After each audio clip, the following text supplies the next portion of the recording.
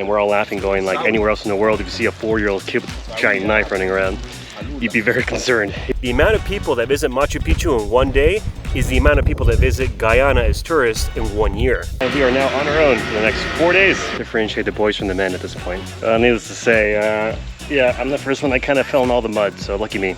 I would actually use my water purification system from Lifesaver. It always seems to rain at some point here. You see my arms? I totally got beaten up by the jungle. I got sliced and diced.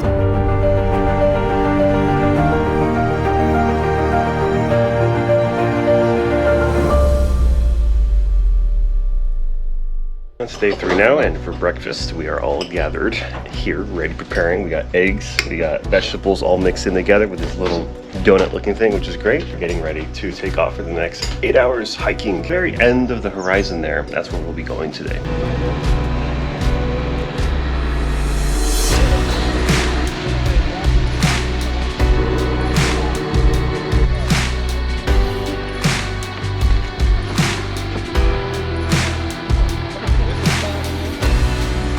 So 4 days out in the middle of nowhere begin today, and we have 2 porters with us, which they're going to carry all the food, all the cooking wear, and all the hammocks and stuff we'll be sleeping in. Everybody has their own backpack for their own stuff. Canoe just dropped us off here, and we are now on our own for the next 4 days. That's exciting.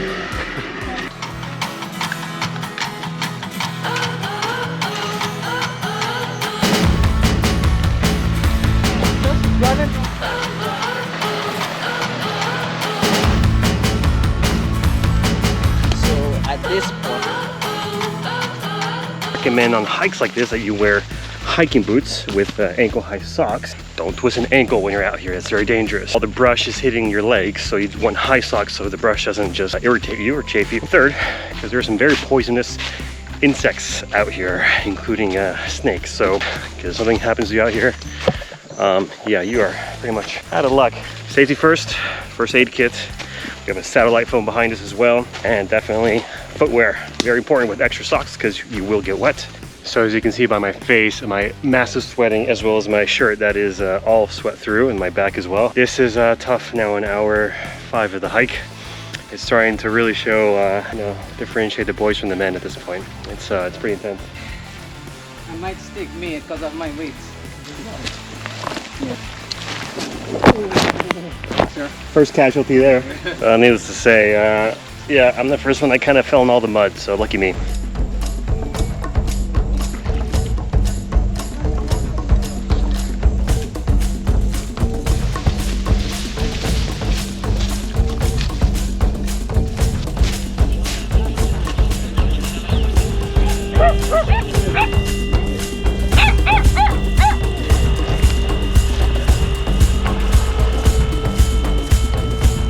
Up on the small village here next to the water. 6, 4, 3. Little young one, that's 2. We're just laughing because there's one kid with a knife running around. We saw him fishing over there at the river, and we're all laughing, going like, anywhere else in the world, if you see a 4-year-old kid with a giant knife running around, you'd be very concerned. Here, completely normal way of life. Provide some perspective, huh?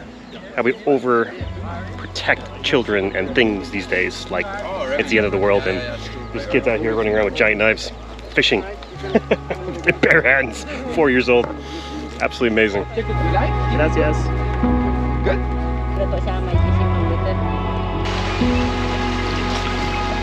Yeah, I think so.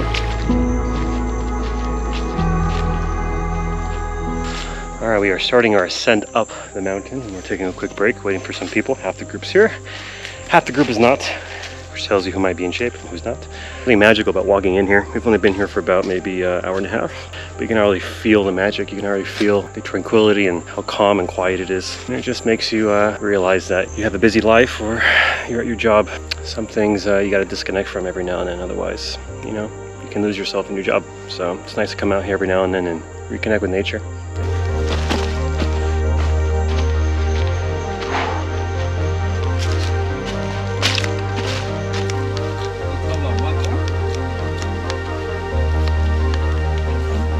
How long you want this?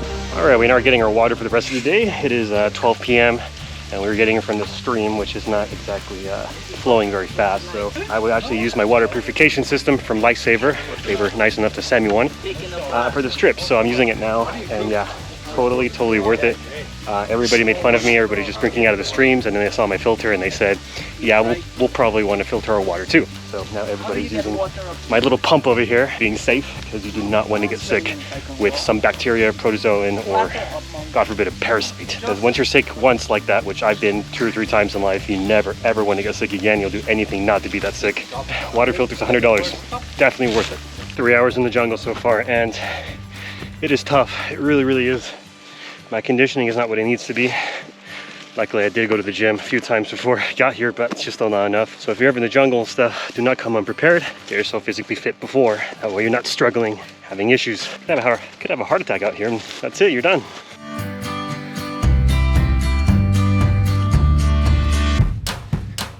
All right, I want to talk a very quick second about what just happened with my water purification system.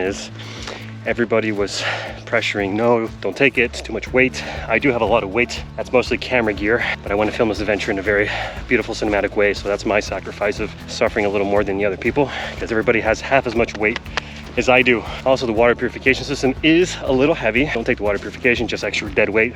All the doubts that were instilled on me the last few days from other people kind of weigh on you eventually, but you got to be strong, you got to be confident. You can't let people sway you and change your mind in your life, in your daily moments, and how you handle yourself in the world. You just have to know what you're doing. You just got to be confident in yourself, and if you make the wrong choice, make the wrong choice, but don't be a sheep. Just don't follow everybody else. You have to just trust yourself, trust in your abilities, be smart, be educated, make smart choices, good choices. Today was a great example of that happening for me. So on the menu today for lunch, we have chicken and pasta. Good complex carbohydrates, a little bit of protein. Definitely know what you want to do when you're hiking through very intense environments.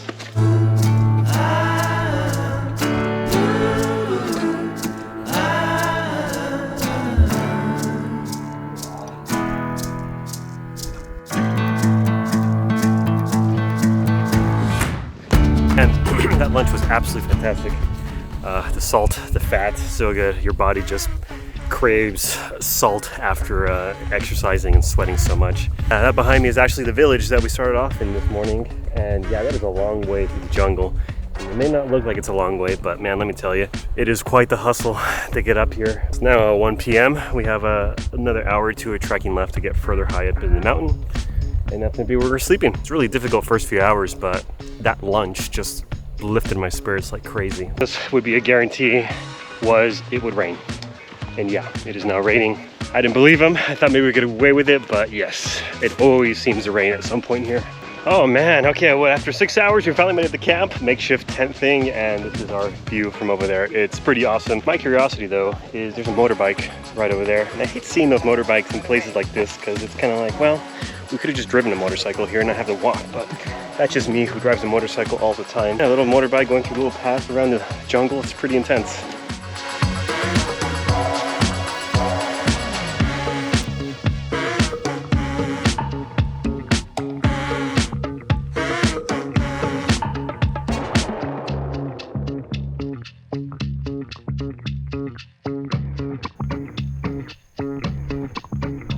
Right, end of day one. Man, it was quite a trek. As you see my arms, I totally got beaten up by the jungle. I got sliced and diced. It was physically exhausting. My legs just were about to give up. I got twice as much weight and gear as the other people. Not as much as the porters carrying all the gear, but close to them actually. The drone that I'm carrying to capture really cool shots, and the camera gear as well. That's another 10 pounds right there almost. Nothing, just sunscreen, that's all I got, and bug spray. And yeah, this is an incredibly rugged thing to do. Most people aren't adapted to do this. This is really getting out of your comfort zone, but this is the incredible gift that you get. Being uncomfortable, being sweaty, being just hot all day long, drinking out of streams and stuff all day. And I'm looking behind the sunset, the clouds are just radiating with light, but it was all mental, it was all adrenaline, it was all cortisol, it was all stress. It kept pushing me forward. People, these villagers just live out here, surviving every day in Guyana and just being so remote. And people don't know about this country, and I can see why. Here's a pretty interesting statistic.